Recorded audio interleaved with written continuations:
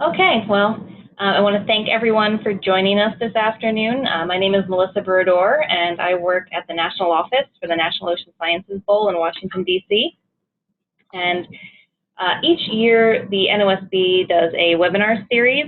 We advertise it specifically for our coaches who are training their teams each year for competition.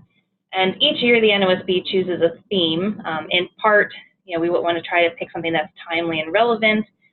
Also tie in our finals location host site to the theme. So this year finals will be in Boulder, Colorado. So hence our theme is our ocean shaping weather, the idea that whether you live along the coast or the center of the country, the oceans really do affect you both in weather and climate. And so today we're going to have a presentation on that theme. I just want to let everyone know that as you're logging in, I have you muted. That's just to keep the noise down, no phones ringing in the background or dogs barking. We're going to have up to an hour presentation today, and then there's a 30-minute period for question and answer. So you all should see, and most of you wrote in and told me you could hear, so there is a chat box. That's where we would like you to type all your questions.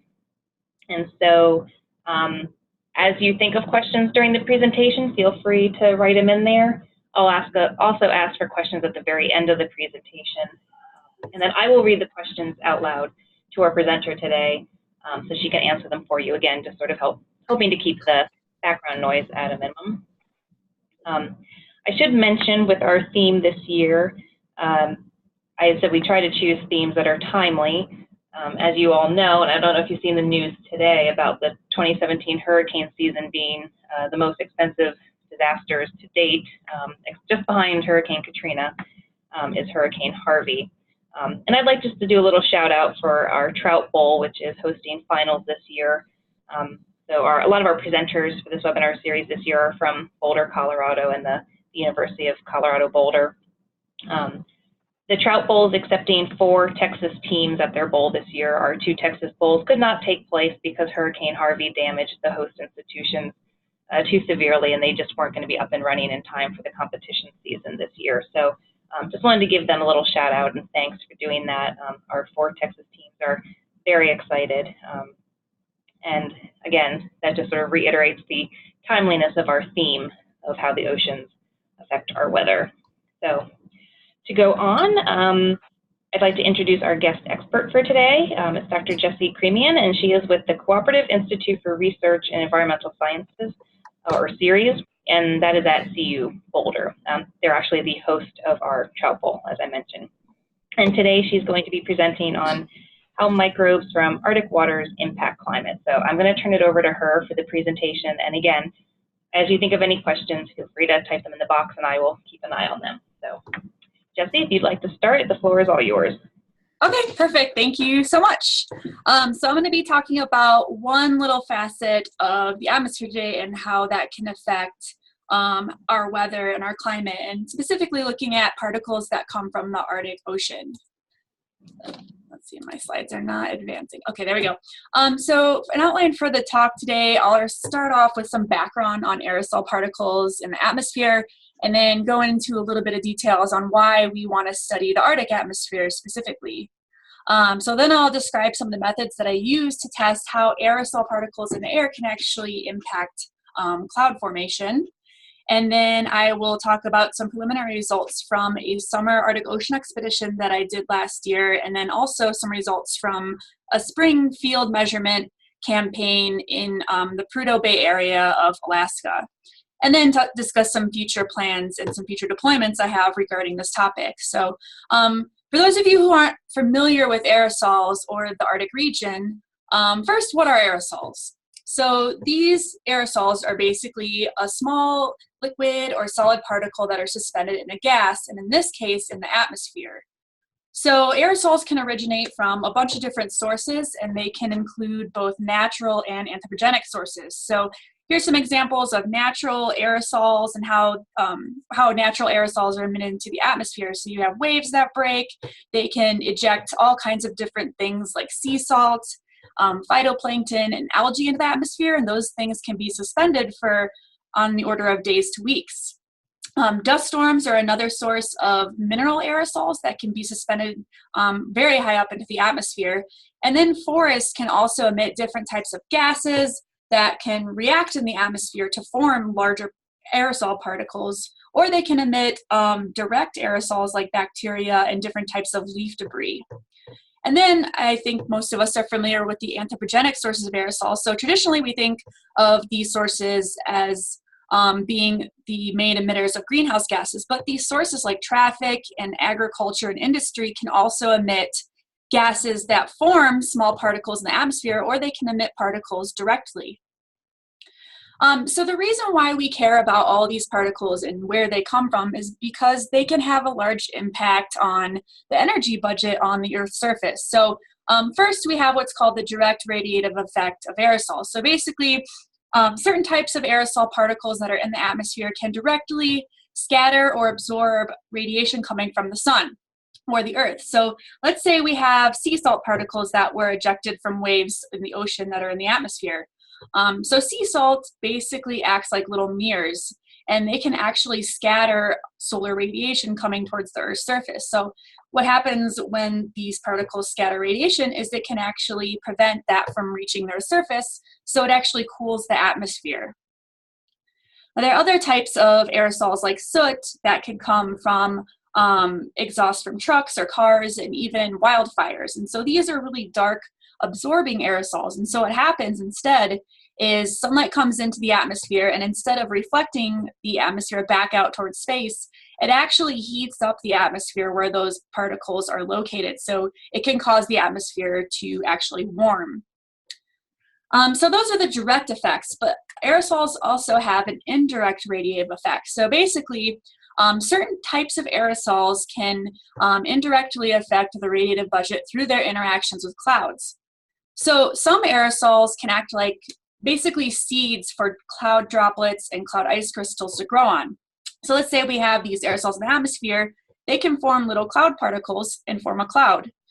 And so what happens is the sunlight that comes in can be reflected by that cloud, so these aerosols are indirectly scattering radiation.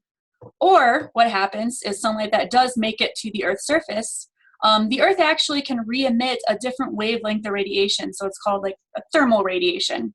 And this different wavelength can be captured by certain types of clouds and actually bounce back and forth in the atmosphere. So it's kind of acting like a greenhouse effect or a blanket. So clouds can both cool and heat the Earth's atmosphere depending on their properties and what types of aerosols form them. So the reason why we care about these in general, this figure is basically a really complicated figure that shows the different constituents in the atmosphere and how they affect the surface energy budget. So this is called radiative forcing, and this is from the Intergovernmental Panel on Climate Control recent report. And so basically, on the top we have different types of greenhouse gases. And so we know CO2 and methane, they tend to heat the atmosphere, so they're on the positive side of this radiative forcing estimate. And then we have different types of gases that are listed here, but what I really want to point out are these aerosols. And so also cloud adjustments due to aerosols. This is basically aerosols forming clouds. So these can be on both sides of the spectrum. They can cool or heat the atmosphere. And then I want to point out these error bars here. So they're the highest out of anything else on this graph. So basically what that's telling us is we really don't have a good understanding of these things and how they can affect radiative forcing, or in other words, how they affect the Earth's temperature. So that's really why we want to look at aerosols in particular. So not only do aerosols affect the temperature of the Earth's atmosphere, but they can also affect how clouds form precipitation. So let's say we have these pollution aerosols from an agricultural lot. Some of these types of aerosols can be good at forming cloud droplets. And so these types of aerosols are known as cloud condensation nuclei, or CCN. And in really, really high concentrations, they create these very dense clouds. And so these cloud drops take a longer time to grow into precipitation because there's so many small cloud droplets that are trying to grow into grain-sized droplets. So they can actually delay the onset of precipitation. Now we have other types of aerosols like mineral dust or bacteria or phytoplankton or algae, and these things tend to form ice crystals in cloud once they reach sub-zero temperatures. So usually when you think of freezing, you think of 32 degrees Fahrenheit or 0 degrees Celsius, but actually pure water can exist down to -40 degrees Celsius or Fahrenheit. So you really need these aerosols to form ice in clouds. And so these types of particles or aerosols are known as ice nucleating particles or INPs. And these tend to form larger cloud particles that can grow into precipitation a lot faster. So these can actually enhance precipitation. So these aerosols play a pretty important role in cloud formation and also how these clouds then can rain or snow afterwards. And in general, these radiative effects and the cloud forming capabilities of aerosols really depend on their composition, so what they are, how big they are, how much and how many there are of them. So that's just a little bit of a background on aerosols, and then going into the Arctic. So some of you may have heard of this term called Arctic amplification, and it's one of the main reasons why people like me are focusing our research in the Arctic. So basically what happens is the Arctic is warming about twice as fast as the rest of the globe. And that's because as the Arctic gets warmer due to things like greenhouse gases warming the globe in general, the sea ice and the snow surfaces are becoming lower and lower every year. So this graph in the lower right hand is showing the Arctic sea ice area from 1980 to 2015. And you can see that it's slowly declining. It has its annual cycle, but it's retreating more and more every year. And so the problem with this is when you have surfaces that are normally covered by snow like tundra and they're not being snowed over again and the ground is warming, you have this layer of permafrost that's melting and it's releasing these greenhouse gases like methane. And so it's contributing more greenhouse gases to the atmosphere than humans are emitting. And so this can contribute to additional warming because you're emitting more greenhouse gas into the atmosphere. So the problem with the sea ice melting and not coming back to its normal extent is looking at this graph down here on the right again. So sea ice is typically pretty reflective of sunlight, and so it actually acts to cool the lower atmosphere. But what happens is when you replace that sea ice with a darker ocean surface, which is this blue, darker color, it absorbs energy more so than the sea ice. So that can actually act to continue to warm the atmosphere. So there are these different processes that can affect the Arctic atmosphere. And so the problem with that is that when we heat the Arctic or when we affect the Arctic, it doesn't just stay in the Arctic. So it can impact global air circulation patterns and thus weather all over the planet. So even down where we live in the mid-latitudes. So the importance of studying aerosols in the Arctic atmosphere is, again, focusing on that surface energy budget problem. So basically things that tend to heat or cool the surface. So as I kind of went over briefly, aerosols can have implications for the clouds, how long they live, how much they rain and snow, and then how much energy they can permit in the Earth's atmosphere. And so this is particularly important for that energy reaching the sea ice surface and controlling how much sea ice is there year to year. So in general, we know a lot about aerosols in the Arctic, and that in the winter and the spring, what happens is pollution is transported from areas like Eurasia and from North America, and they actually make their way up into the Arctic atmosphere. And so they contribute to what's called the Arctic haze. And so the Arctic is actually can be relatively polluted in the spring and winter compared to how it is in the summer. Now, I'm not talking like pollution like the LA basin, but polluted for what an area that really does not have a lot of local pollution sources that are as much as, say, where we live. So in the summer, we have cleaner conditions where aerosols tend to originate from more natural things like the ocean and from the tundra. So although we have a good idea of what aerosols are present when, we really don't have a good understanding of how to predict how these things will affect the Arctic climate in the future. So they're pretty, even though we have a good understanding, they're still highly, highly understudied, particularly in this region, because it's very difficult to do work in the Arctic, believe it or not. So the focus of my research and my motivation for what I do is to get a better understanding from advanced observations, specifically of those types of aerosols that form cloud ice in the Arctic. So that's what I'll talk about a little bit today. So now I'll go into some of the methods that I do in lab from samples that I collect in the field to look at exactly how aerosols impact, particularly how ice forms in clouds.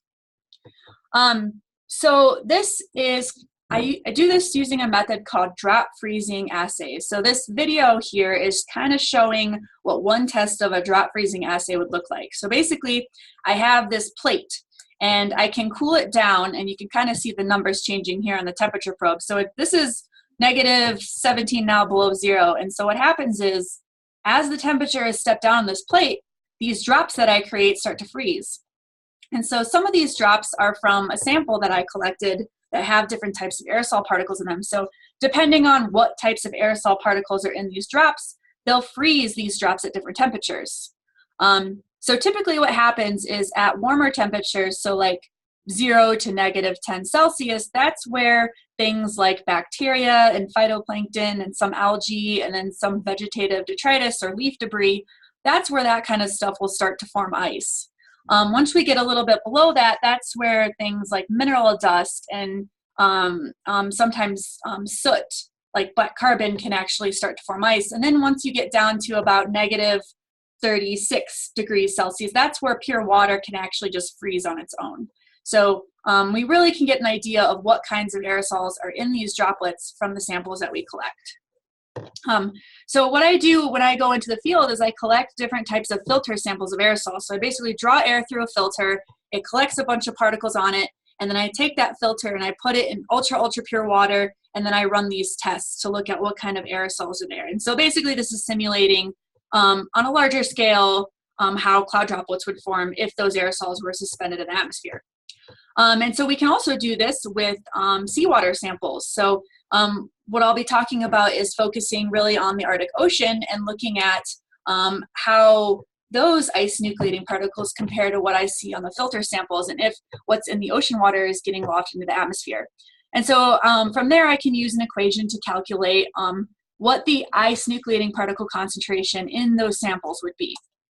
And so from each of these tests, I get one of these colored lines. So this is a plot showing what a typical ice nucleating spectrum looks like. So temperature will be on the bottom axis, and then INP concentration, and this in this particular example, it's per liters of air, will be on the y-axis. And so this is just showing an example from a recent campaign where I had a bunch of different samples, and it's showing at what temperature certain numbers of ice nucleating particles were there. So anything up here would be really warm temperature and really good at forming cloud ice, and anything down here would be a lot of them, but they're forming ice at pretty cold temperatures. And so what's really important here is looking at this -5 to -20 range. So that's really important because that's what a lot of Arctic clouds and mixed phase clouds, so clouds containing ice and water, can actually freeze ice at. So that's more relevant to the atmosphere in this range right here.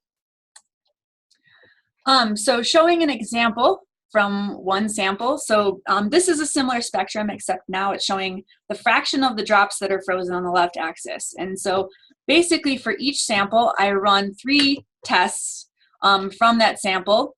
So this is showing those 3 tests, and it's showing that they agree pretty well. And these lines are colored by the cooling rate. So how fast I'm actually cooling these drops down. And so the fraction frozen, I basically just look at when a drop freezes, I record the temperature through software, and then from there, that's where I get that ice nucleating spectrum that I showed on the previous slide.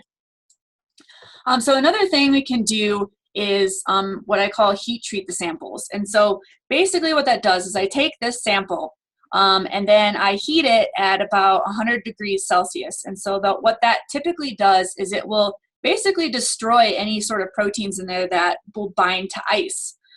So what we would expect is if we have a lot of these biological ice nucleating particles like bacteria that have these proteins, if we heat them, they'll deactivate them and basically kill them off. And so we should see a shift in these spectra. So looking from the left here to the right, we see that the temperatures are dropping.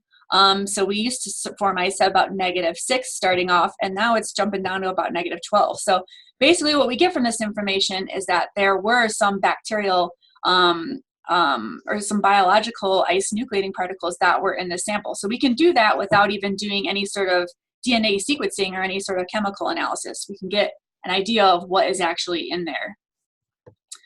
So that's just a brief overview of how we look at this kind of stuff. And so now I'll jump into some results, so hopefully it can make a little more sense on how this applies to real world samples.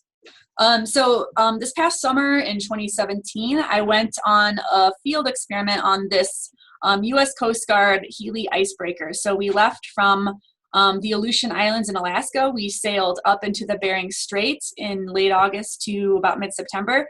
And then we went up into the Arctic Ocean, stayed north of the Alaskan shore, and then went back down to the Aleutians. So this is just a map showing some certain stations that we stopped at. So coming up from here, we kind of cruised through the Bering. These what are called DBO sites are basically where we stop to collect depth profiles of different seawater samples. So I call my part of this study NARCO-1. So it's ice nucleating particles over the Arctic Ocean. And so the objective of my particular research project here was to evaluate natural sources of aerosols coming from the ocean, and particularly biological, look at those found in the lower atmosphere and in the seawater, and see really how efficient they are at forming cloud ice and how they could impact Arctic clouds. And so these are some pictures of some of my equipment that was on the ship. So I had some measurements of their real time. So they basically tell me different things of aerosol properties in real time. So I don't really collect samples, they just analyze things by lasers or by x-rays, and they can give me information on the composition of the particles, how many of them there are, how much they weigh, that sort of information. So I had these measurements in this chamber where it gave me different types of metals that were in the aerosols. I also had a little meteorological station right by my equipment. And then looking at these three cases here, these are different types of samplers that basically pull air through an inlet, and then they collect on different types of materials. And so also we had these weird looking things up in the right-hand picture, and these are actually Petri dish veins. So they're kind of looking from the back of them. And so these round parts here on the front of them actually have Petri dishes with filters on them. And so what happens is as the wind blows and as we're sailing, particles will basically deposit onto these Petri dishes. And so what we can do is take these later on, and any sort of bacteria or microbes that are on there, we can kind of grow and see what types of microbes are in the air that are being kicked up from the ocean surface.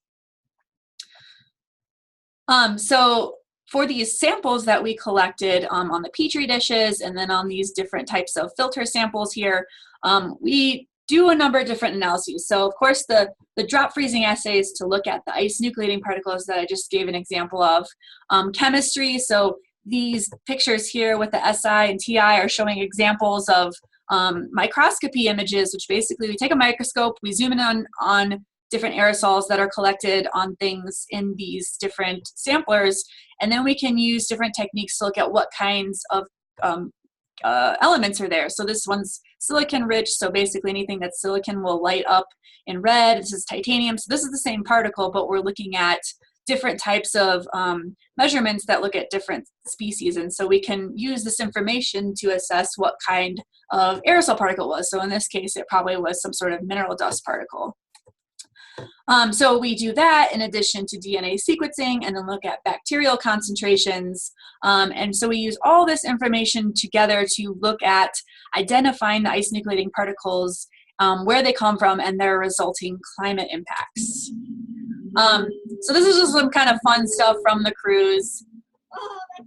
I'll just let the video play a little bit here.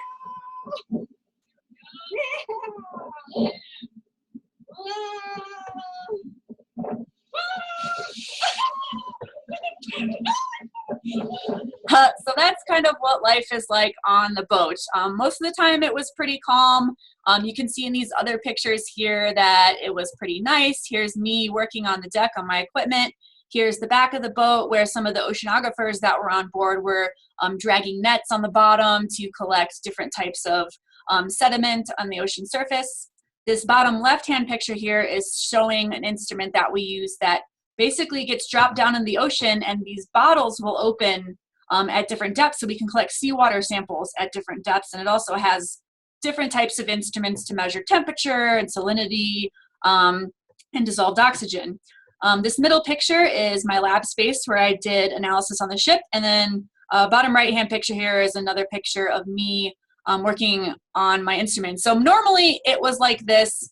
Sometimes we had some crazy waves and it was difficult to work on board, but overall it's a pretty fun experience. But looking at some initial results from that study, so here's that ice nucleating spectrum that I showed before. And so these different dates were collection days that I took seawater samples from the ocean surface. So basically, I collected every single day, and they all pretty much fall within a pretty similar range. None of them stand out too much, aside from a few. So this orange one right here is actually from August 29th. And so what's interesting about this is that looking at, say, -10 Celsius, so this line right here, we see the highest number of IMP concentrations, and that's a pretty warm temperature for particles to form ice at. So that day was particularly unique. September 3rd, which is this purple line here, is another unique day, so it's on the higher end. So what I'm really pointing out here are things that I care about are on this side of the graph, because those are the things that are going to form ice in temperatures that are more relevant to Arctic clouds again. Looking at September 6th, so this purple line, that's where we actually see the highest temperature recorded, so at about -6 Celsius. And then this brown line, we see some elevated concentrations of ice nucleating particles at warmer temperatures as well, so above -10 Celsius. So these days are of particular interest to me, and so these are what I'm developing some case studies around to look at the microbial diversity and look at the composition of the particles in these samples. So when I heat treated these same exact samples, there's quite a jump. So I didn't do it for all the samples, as you can see by not all the dates being present, but there was quite a shift in the freezing temperatures of these different samples, particularly of this orange line, which dropped quite a bit. So this is indicating that there were definitely some sort of biological ice nucleating particles in those seawater samples. And we don't exactly know what they are yet. They could be bacteria, potentially phytoplankton or algae, but I'm working with a colleague who is actually going to be able to tell me that information on these same samples. Those few samples, the one that I highlighted on August 29th was of particular interest because it was collected right around a phytoplankton bloom area. So this map on the left axis is showing the ship track that we had. And then the line is colored by chlorophyll concentration. So chlorophyll is a pretty good indicator of marine biological activity. So right here, you see this yellow hot spot kind of in the Bering Strait area. And so this was of interest because we know there's a lot of biological particles in this particular region. So these dots surrounding that region are where I collected seawater samples. And this graph on the right here is kind of showing that from a time stamp perspective. So here are those same samples in these colored dots. This green line is showing chlorophyll concentrations. So really showing pretty elevated concentrations around these time periods when I collected these samples. And then this other information here is showing how salty the water was. This percentage is the transmissivity. So it's basically showing if you have a low transmissivity, you probably have a lot of stuff in the water. So there's definitely some sort of elevated area of a lot of stuff in the seawater that could potentially be of biological origin.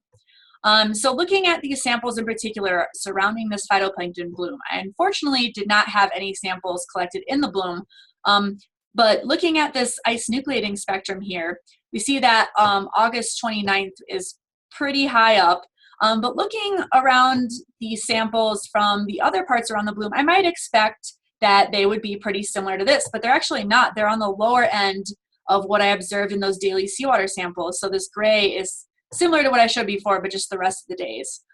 So what's interesting about this particular region is that only the INPs concentrations in the seawater samples were elevated and would form ice at really warm temperatures northeast of this bloom area. And so the reason why we think this is happening, it could be because what's happening in this bloom area is being, whatever material is there is being transported only to this orange dot here.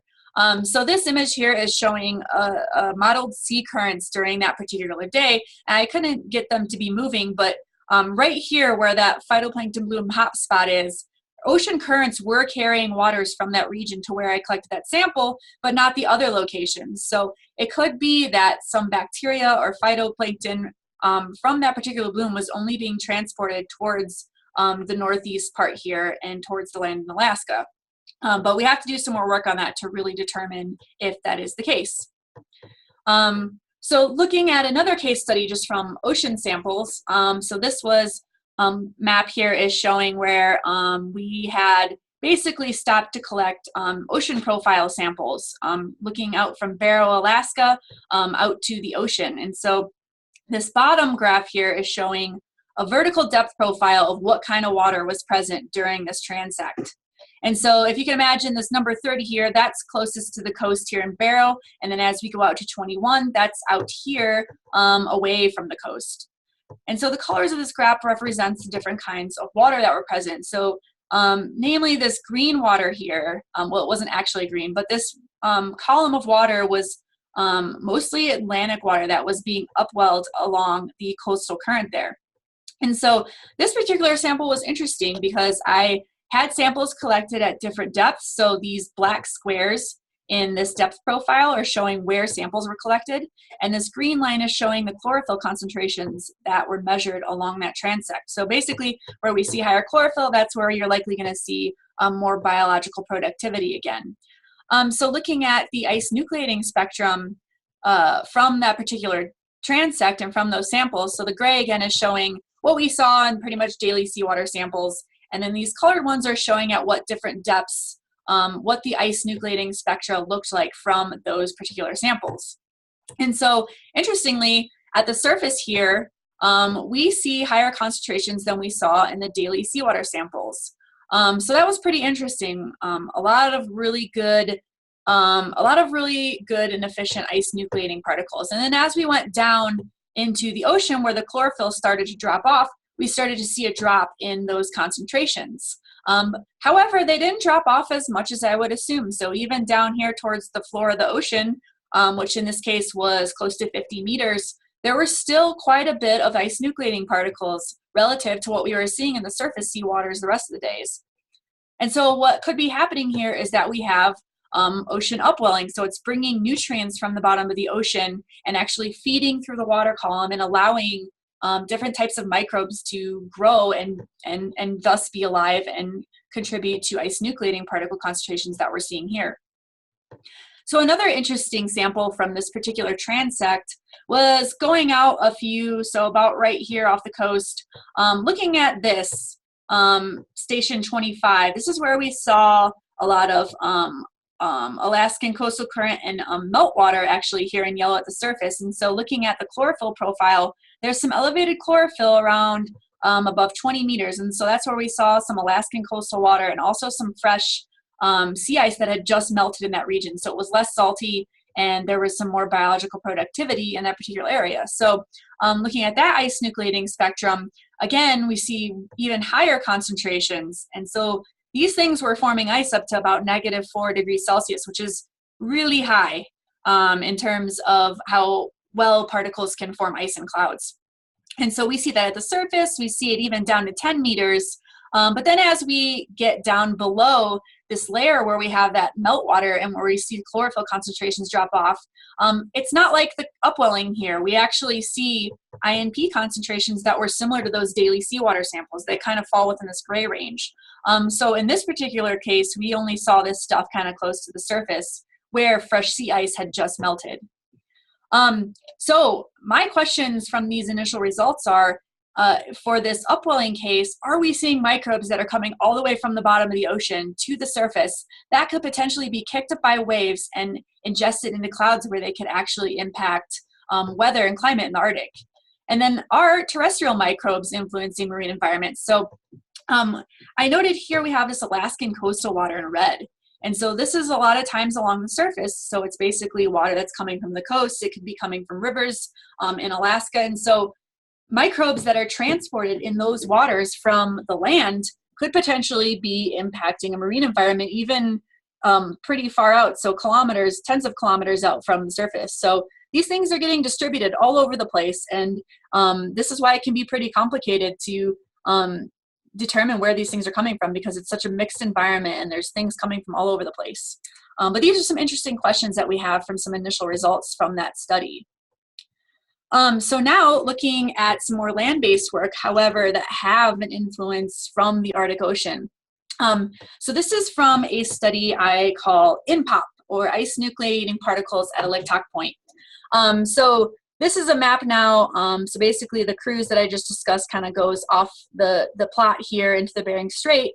But what this study was conducted on land at this location called a Licktock Point, shown here in the map. And so this is in a region called Prudhoe Bay, which is one of the largest oil fields in North America. So it was an interesting place to go to study natural ice nucleating particles, because we have such a relatively close source of pollution from this Prudhoe Bay area. And so the objective of this particular study, which happened the spring before the cruise, was to evaluate sources of aerosol found in an industrial location in the Arctic, and the resulting impacts that those aerosols could potentially have on Arctic cloud formation.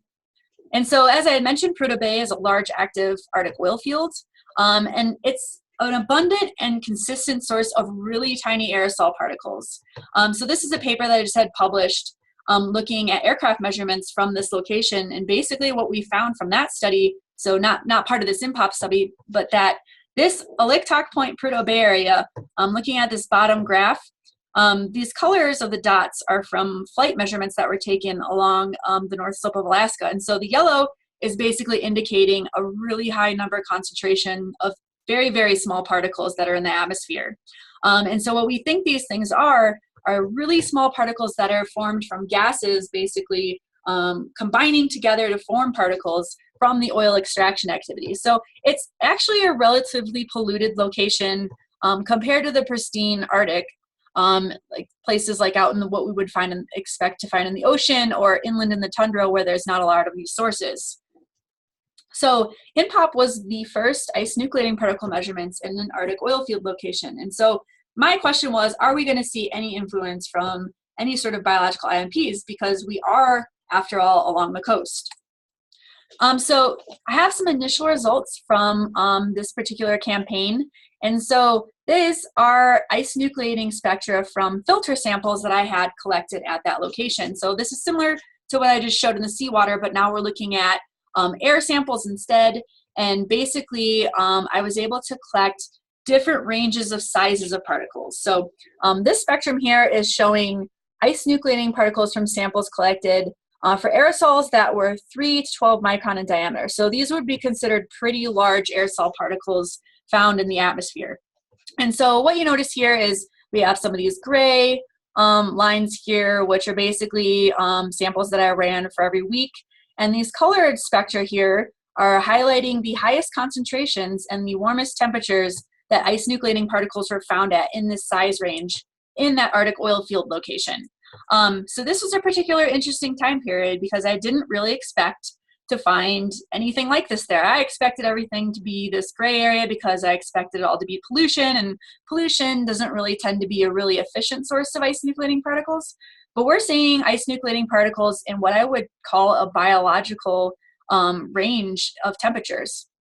And so looking at smaller particles yet, so this is looking at 1.2 to 3 micron diameter particles. So these are very, very, very, very small, but they're still relatively large looking at aerosols in general in the atmosphere. And so exact same axes, but looking, and you see a drop in temperatures, particularly for this case study. So it's starting to kind of fall towards the left of the axis, meaning there's not as many efficient ice nucleating particles.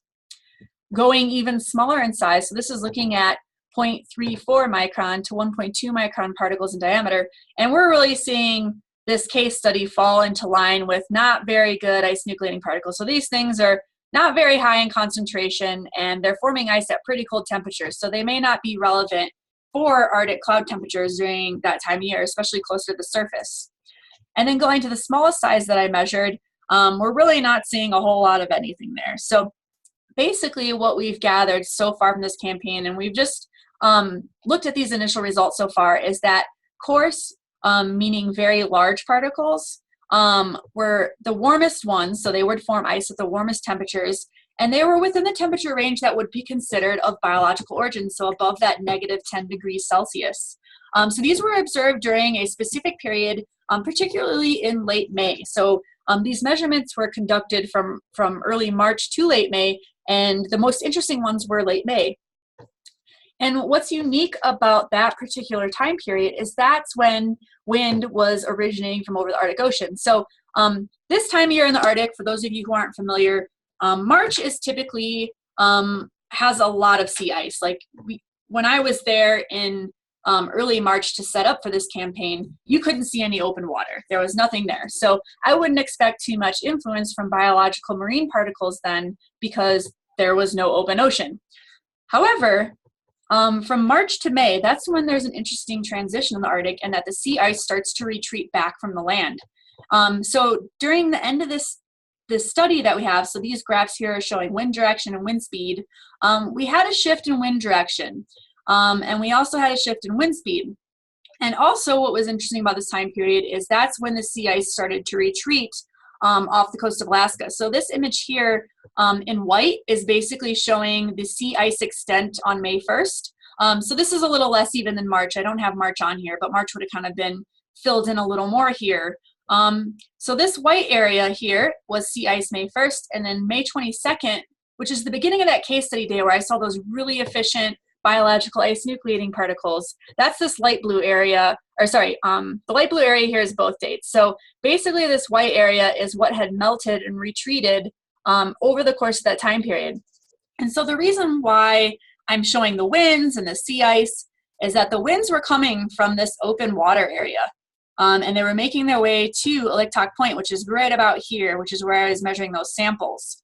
So what I think is happening is that we're getting air that's coming from over this ocean. So what's happening is microbes, or those efficient biological ice nucleating particles, were being kicked up from that open water.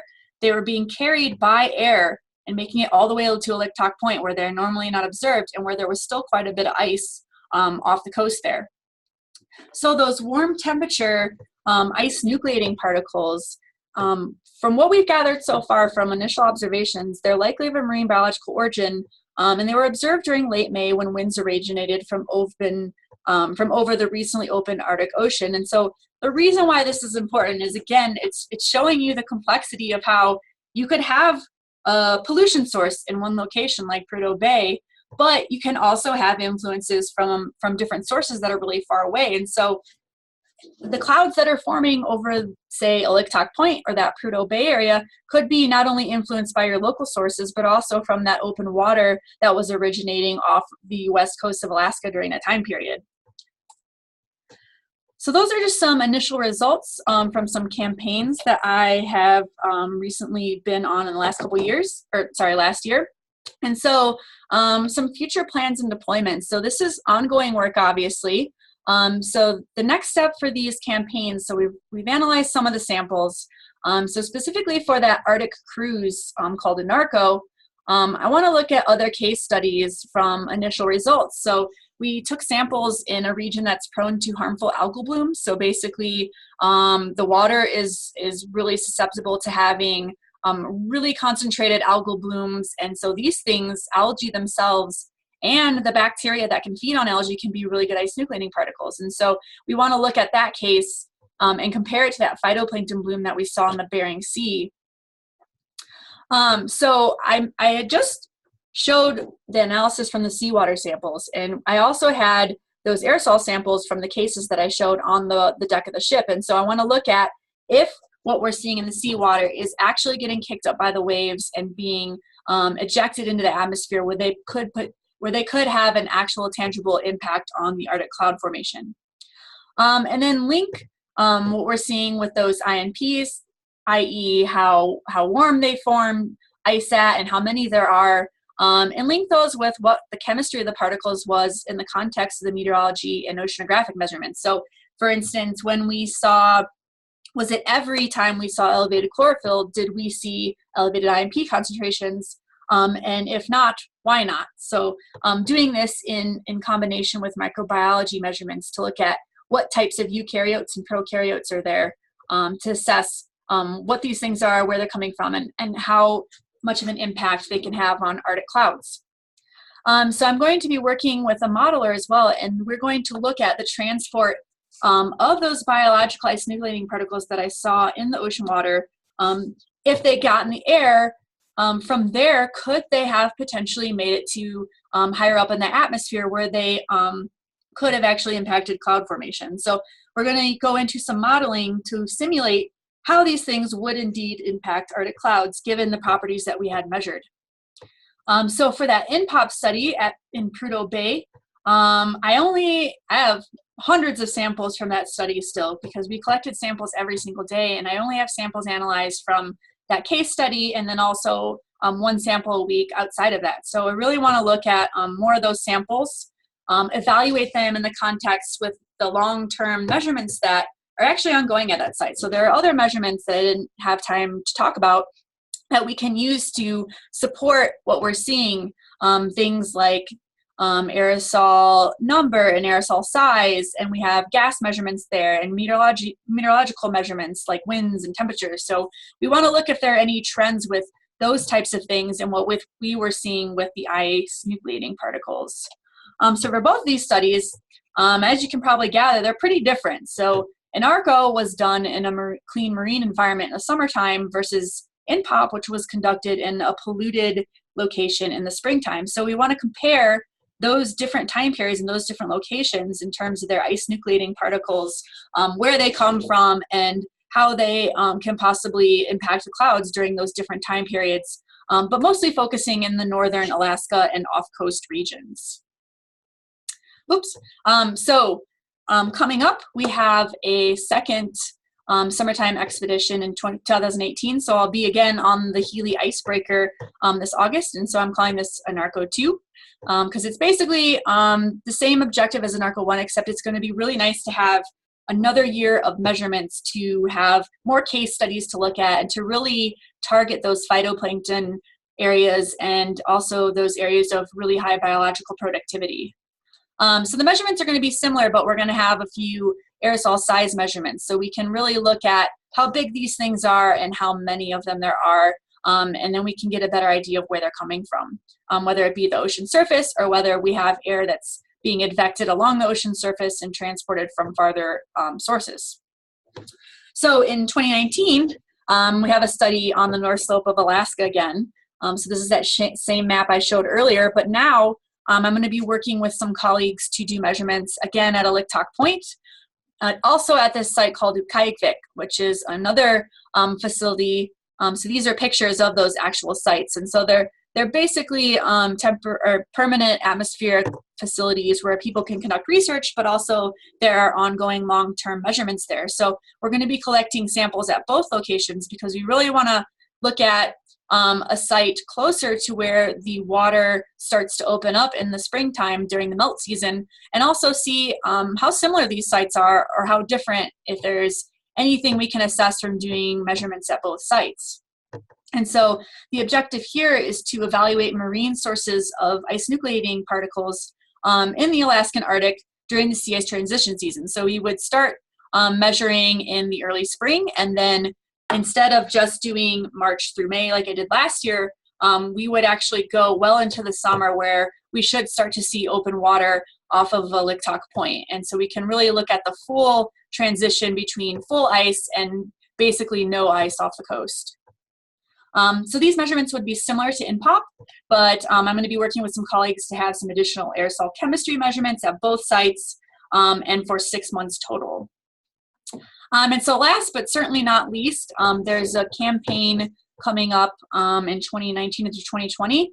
And so I'm hoping to be a part of this study. And it's basically a year-long expedition on an icebreaker from a German institute that will basically be moored into the sea ice. So it's going to leave Europe in the fall. It gets lodged into the ice. And so this bottom picture here is showing essentially the track that it's projected to take. So it's going to be stuck in the ice instead of in open water like we have been doing last year and this year. So we're going to be able to measure over the course of an entire sea ice annual cycle and throughout the high Arctic. So we're getting close to the North Pole in this one. So the objective here would be to characterize aerosol over all seasons, look at their chemistry, what types of microbes are there, and how this modulates their cloud ice forming capabilities over the Arctic. So this is a really big study coming up, and hopefully I can be a part of it. And so some of the measurements, they're similar to the previous shipborne campaigns, but again, added aerosol information. And also we're going to be including these little cases basically that we can put out onto the sea ice if we have any sort of unique event happen. So sometimes what happens, a lot of times what happens in the Arctic is sea ice develops these things called leads. And it's basically open water that can create a lot of, temperature changes from the Arctic sea ice surface to the atmosphere. And it can also emit particles. So we really want to understand these things and how they could potentially be a source of marine biological ice nucleating particles in the middle of the Arctic sea ice. And so we're going to do this at ice camps and then also have measurements on a balloon. So basically we'll have a small package that goes on a balloon and on a helicopter to look at the same measurements, but collecting filters at different levels above the surface instead of just on the ship. So that's basically all I have. I want to thank you all for listening. And these are just some pictures from my recent campaigns and how fun it is to be an Arctic aerosol scientist. And with that, I'd be happy to take any questions you guys have. Well, thank you so much for presenting. I hope some people come up with some really good questions for you. So yeah, as I mentioned earlier, any questions you have, just type them into the chat box and I'll read them. So we'll give you a minute or two to come up with your questions.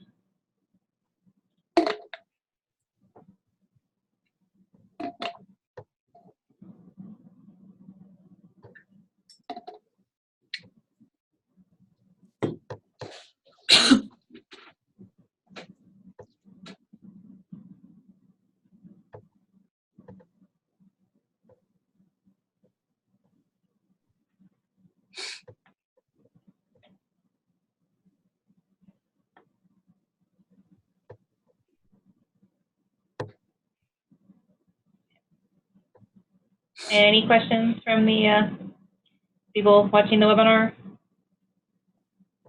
Okay, one person asked, how much sunlight do you get to work in while you're there in March? Depends on where exactly you are, but when I was in Prudhoe Bay, I would say there was probably 8 to 10 hours a day, but it's pretty strange because the sun just comes up over the horizon, so it kind of feels like afternoon the entire day. Interesting, okay. Very interesting. And when I was on the boat, it would be 11 p.m. and it was still sunny out, so it's a very interesting environment to work in. Another question was, your research focuses on INPs. Do you also look at CCN? And if not, why not? So I don't look at CCN because so I wanted to focus on something that was the least understood, and there exists more CCN measurements than INP measurements. And INPs, I mean, they're both very important in terms of cloud formation, but that's just what I found more interesting. And a lot of natural sources of INPs exist. So I wanted to understand those because in order to understand climate and what humans are doing to it, I think we need to understand the natural effects first. So that's kind of where I wanted to focus on INPs versus looking at the CCN. But CCN are still incredibly important in terms of cloud formation.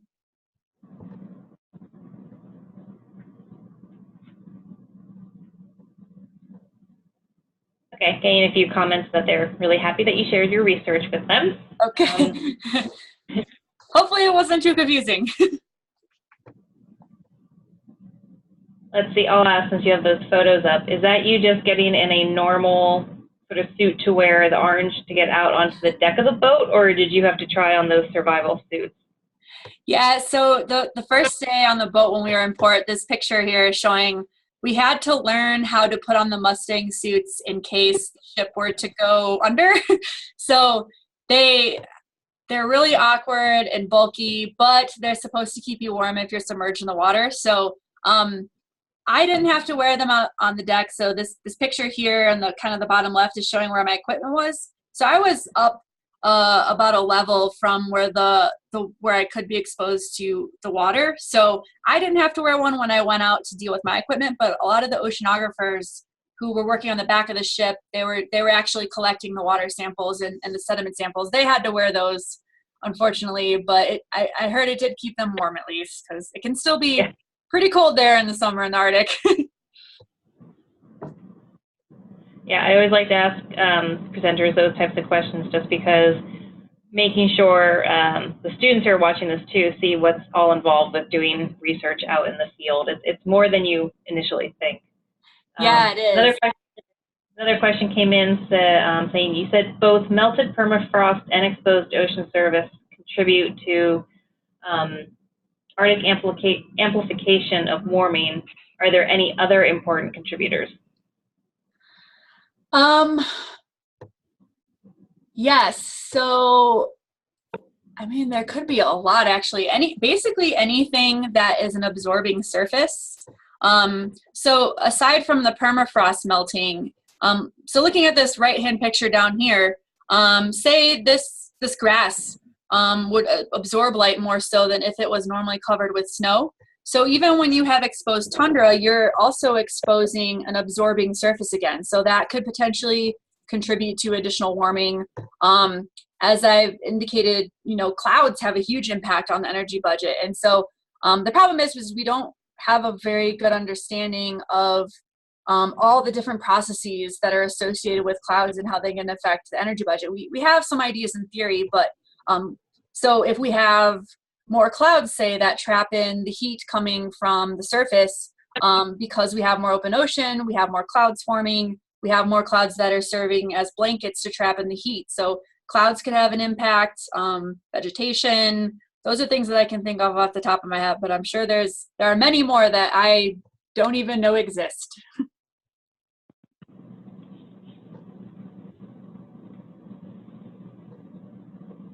Okay, any other questions?